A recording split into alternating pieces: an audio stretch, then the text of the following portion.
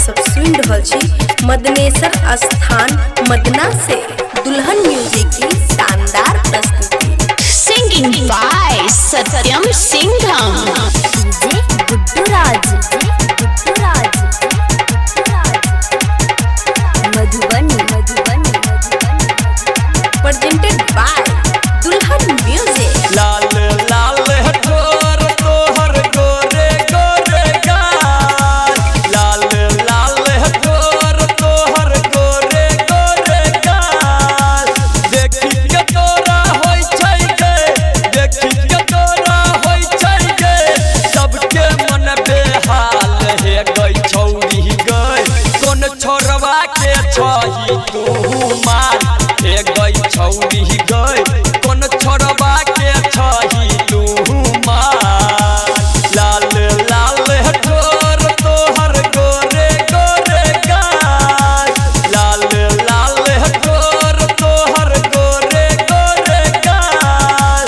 देखी के तोरा होई छै गे, सबके मन बेहाल हे गई छौरी गई, कोन छोरवा के छही तू मार हे गई छौरी गई, कोन छोरवा के छही तू मार। कोन छोरवा के छही तू मार हे गई छौरी गई, कोन छोरवा के छही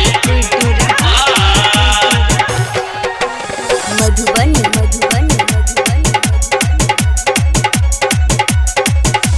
केते कछौरा लागल रहै छौ छौरी तोहर पीछा गे। केकरा से अपन दिल लगेबे, केकर पुरेबे इच्छा गे, इच्छा गे हे गे। केते कछौरा लागल रहै छौ छौरी तोहर पीछा गे। केकरा से अपन दिल लगेबे, केकरा पुरेबे इच्छा गे। सब कोई कहै छौ का तोरा गाँव के बड़का का, सब कोई कहै छौ का तोरा गाँव के बड़का का। छोट कपड़ा में चल चतू, छोट कपड़ा में चल चतू, करै छा बवाल हे गई छौरी गे, कोन छोरवा के छही तू मार हे गई छौरी गई, कोन छोरवा के छही तू मार। कोन छोरवा के छही तू मार हे गई छौरी गई, कोन छोरवा के छही मधुबनी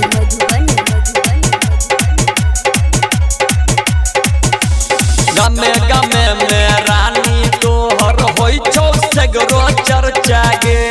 अपन जवानी सुने गे रानी, केकरा पे करबे खर्चा गे, केकरा पे करबे खर्चा गे।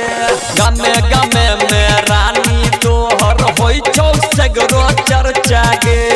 अपन जवानी सुने गे रानी, केकरा पे करबे खर्चा गे। छौरा सत्यम सिंघम तोरा पूछो हाल चाल, छौरा सत्यम सिंघम तोरा पूछो हाल चाल। राइटर सनी सागर के, राइटर सनी सागर के छैका छौरी माल हे गई छौरी गे।